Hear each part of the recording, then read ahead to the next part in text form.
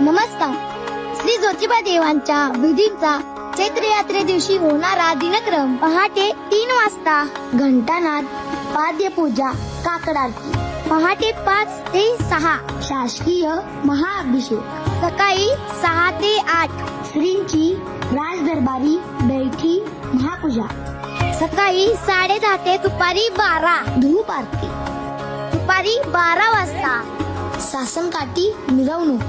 सायंकाळी 5:30 तोफेची सलामी, श्रींच्या पालखीचे प्रस्थान. सायंकाळी 5:45 पहिला विसावा.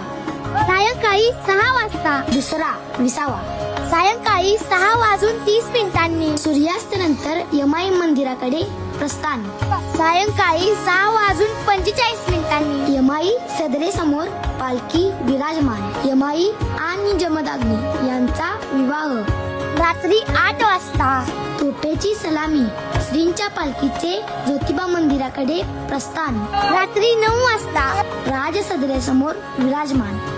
रात्री 10 वाजता पालखी सोहळा संपन्न.